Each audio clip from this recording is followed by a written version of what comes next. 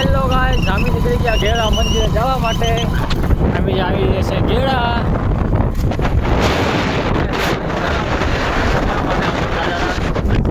જેટલા મને બ્લોગમાં તમે બની રહેજો. આ રસ્તો કી તમે મને કમેન્ટમાં બતાવજો. ગેડા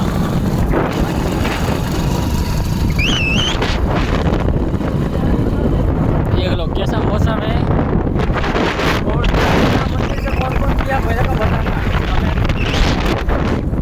देख लो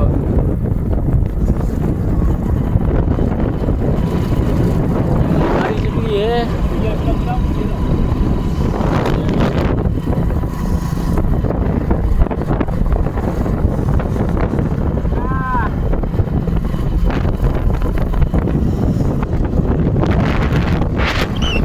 मौसम है बताना मेरे को.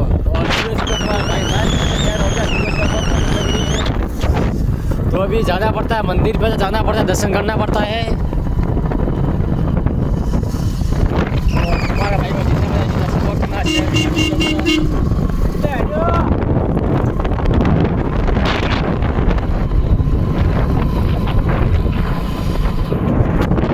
चलो मिलते हैं गेड़ा मंदिर पे.